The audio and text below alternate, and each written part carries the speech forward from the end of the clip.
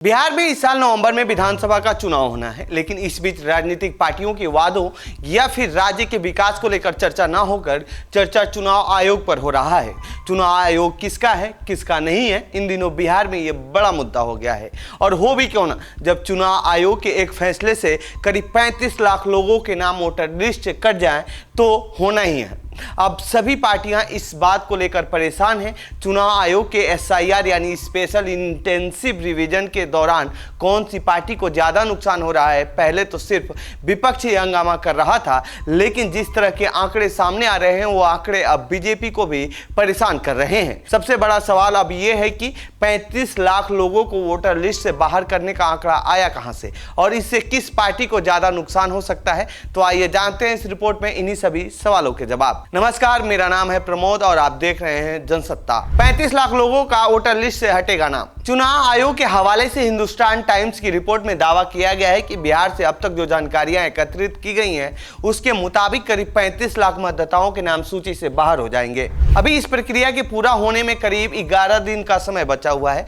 पिछली सूची में शामिल 7.89 करोड़ नामों में से 88.18% नामों को गणना में शामिल कर लिया गया है। चुनावी सूची में संशोधन के संबंध में चुनाव आयोग के इस कदम की विपक्ष ने कड़ी आलोचना की है और यह मामला सर्वोच्च न्यायालय तक भी पहुंचा है। NDTV की एक रिपोर्ट के अनुसार अब तक 6.6 करोड़ में से 35 लाख यानी करीब 5% मतदाता इन गणनाओं के आधार पर सूची से बाहर हो गए हैं। ये वो लोग हैं जिनकी या तो मृत्यु हो गई है या वो दूसरी जगह हमेशा के लिए चले गए हैं या फिर 2 राज्यों के मतदाता सूची में उनका नाम पाया गया है। किन लोगों के नाम वोटर लिस्ट से हटाया गया है? जिन लोगों के नाम वोटर लिस्ट से हटाया गया है उनमें करीब 12.5 लाख मतदाता यानी 1.59% ऐसे हैं जिनकी मृत्यु हो गई है, लेकिन उनका नाम अब भी सूची में था। 17.5 लाख मतदाता यानी 2.2% ऐसे हैं जो अस्थायी रूप से बिहार से बाहर चले गए हैं और 5.5 लाख यानी करीब 0.73% ऐसे हैं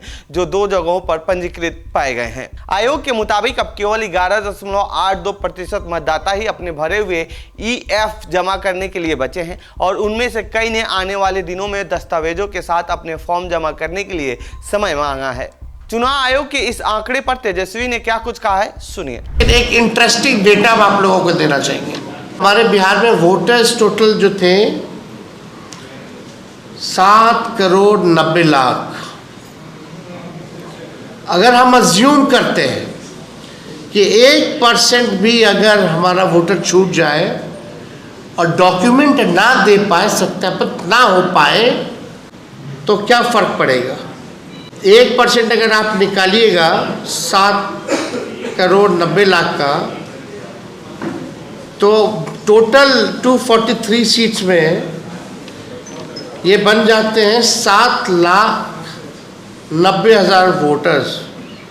यानी इनका अगर वोट कट गया, 1% हम मिनिमम लेके चल रहे तो, यानी आप समझिए कि 7,90,000 वोटर को अगर 243 सीट्स में अगर बांट दें तो एक विधानसभा में 3,251 वोटर्स का नाम कटेगा।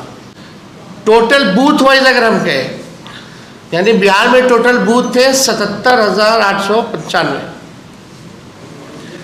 यानी अगर 7,90,000 को